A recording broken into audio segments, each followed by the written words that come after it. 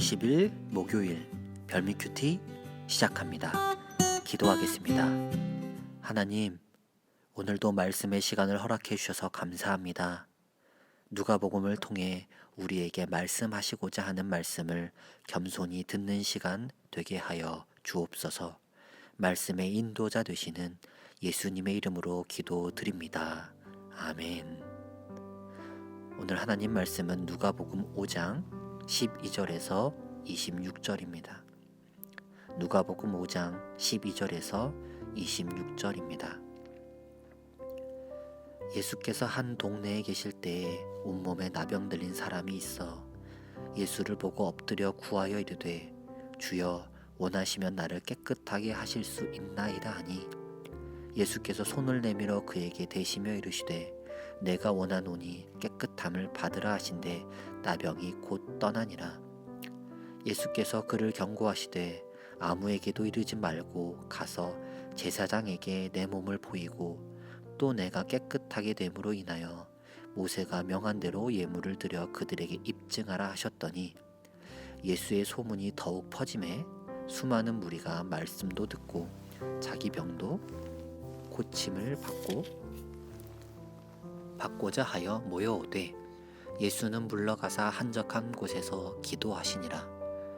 하루는 가르치실 때에 갈릴리의 각 마을과 유대와 예루살렘에서 온 바리새인과 율법 교사들이 앉았는데, 병을 고치는 주의 능력이 예수와 함께 하더라. 한 중풍병자를 사람들이 침상에 메고 와서 예수 앞에 들여놓고자 하였으나 무리 때문에 메고 들어갈 길을 얻지 못한지라. 지붕에 올라가 기와를 벗기고 병자를 침상째 무리 가운데로 예수 앞에 달아내리니, 예수께서 그들의 믿음을 보시고 이르시되, 이 사람아, 내 죄사함을 받았느니라 하시니, 서기관과 바리새인들이 생각하여 이르되, 이 신성 모독하는 자가 누구냐? 오직 하나님 외에 누가 능히 죄를 사하겠느냐? 예수께서 그 생각을 아시고 대답하여 이르시되, 너희 마음에 무슨 생각을 하느냐? 내 죄사함을 받았느니라 하는 말과 일어나 걸어가라 하는 말이 어느 것이 쉽겠느냐? 그러나 인자가 땅에서 죄를 사하는 권세가 있는 줄을 너희로 알게 하리라 하시고, 중풍병자에게 말씀하시되, 내가 내게 이르노니 일어나 침상을 가지고 집으로 가라 하시매, 그 사람이 그들 앞에서 곧 일어나 그 누웠던 것을 가지고 하나님께 영광을 돌리며 자기 집으로 돌아가니, 모든 사람이 놀라 하나님께 영광을 돌리며 심히 두려워하여 이르되, 오늘 우리가 놀라운 일을 보았다 하니라. 아멘. 오늘 예수님께서 만난 첫 번째 사람은 나병 환자입니다. 지금은 나병이라는 병이 없지만 그 당시에 흔하지는 않았지만 주변에서 볼 수 있는 병 중 하나였습니다. 지금에야 병이라고 하면 치료받을 수 있고 위로해 줄 수 있고 회복을 위해 기도해 주지만, 예수님 당시의 나병은 하나님으로부터 받은 저주, 죄로 인한 질병으로 불리던 것 중 하나였습니다. 그래서 아픈 것만으로도 힘든데 주변으로부터 넌 죄인이야, 하나님으로부터 회개해야 해 라는 소리들과 따가운 시선들을 견디는 것이 쉽지만은 않았을 것입니다. 이러한 철저한 소외 가운데 살던 사람이 예수님이 오신다는 소식을 듣고 예수님을 찾아가 몸이 깨끗해지는 치료를 받았습니다. 지금의 시대는 의술이 참 많이 발전했습니다. 물론 고칠 수 없는 희귀한 병들도 있지만 예전보다 치료 방법들이 많이 개발되어 참 많은 이들이 의료 혜택을 받았습니다. 저도 그러한 의료 혜택을 받은 사람 중 한 명이기도 합니다.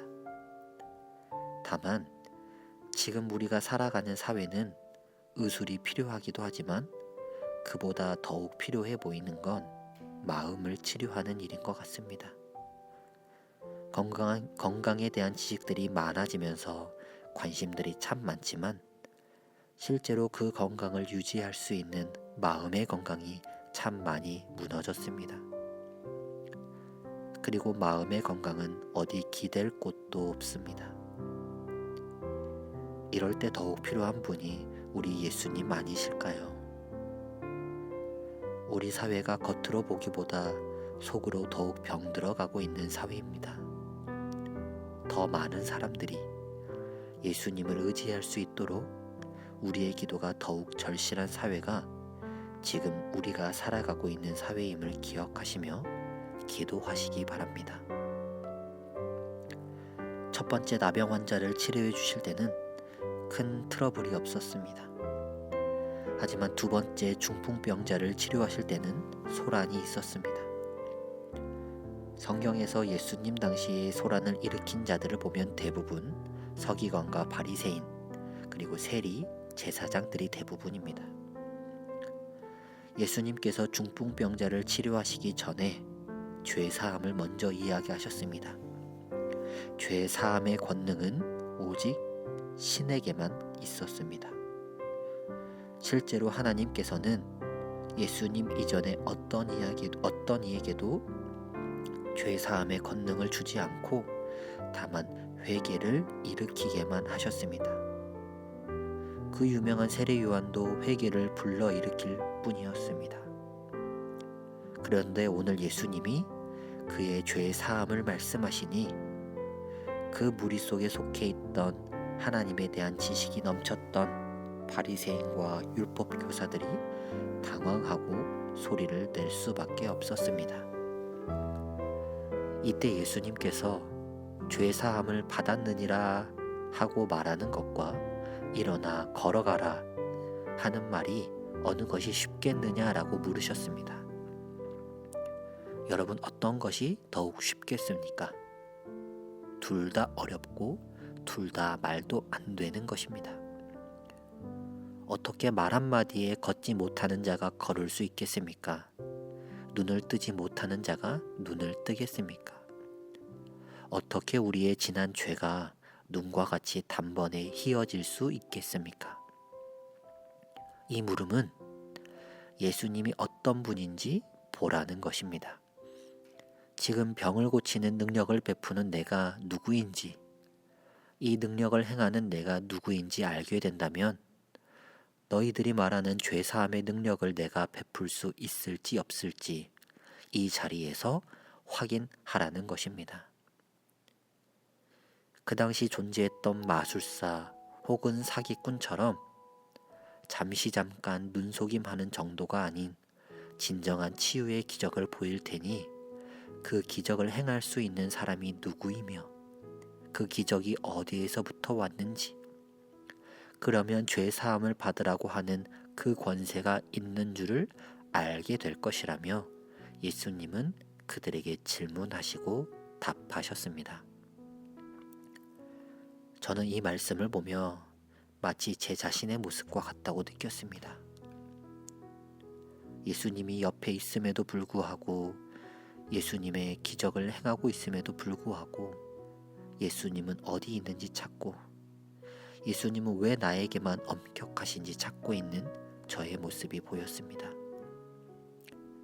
매일매일 일하시며 오늘도 우리의 삶을 기적으로 시작하고 계신 분이 우리와 함께하고 있는데 저처럼 찾고 계시진 않습니까?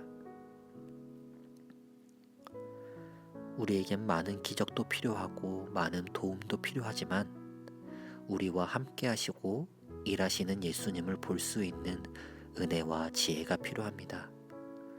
내 삶이 드라마틱하게 바뀌는 변화를 위한 기도도 중요하지만 내 삶에 늘 함께 하시는 예수님을 볼 수 있는 눈이 지금 우리에게는 더욱 필요한 때입니다.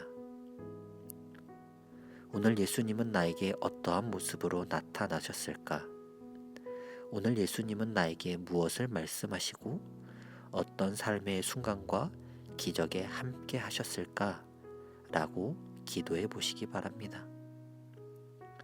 예수님을 보고 알매도 불구하고 놓쳐버린 바리새인과 율법 교사의 모습이 아닌 예수님의 소식만 듣고도 달려가는 나병 환자와 같은 마음으로 주님을 찾으시는 여러분들 되시길 주님의 이름으로 소망합니다. 하나님, 아픈 이들과 소외된 자들의 친구로 오신 예수님의 모습을 보여주셨습니다. 우리 사회 속에 마음적으로 아픈 이들과 무너진 사회 경제 시스템으로 소외받는 자들이 참으로 많습니다.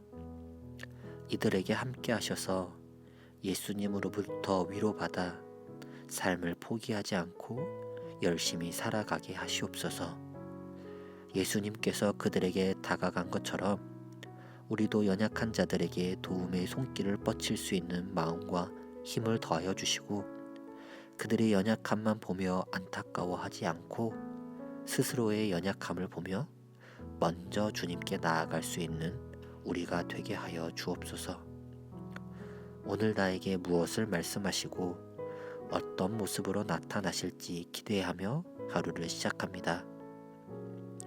주님을 보는 큰 기쁨이 넘치는 하루 되게 하여 주시옵소서. 사랑이 많으신 예수님의 이름으로 기도드립니다. 아멘. 계속해서 묵상과 기도로 하나님 앞에 나아가겠습니다.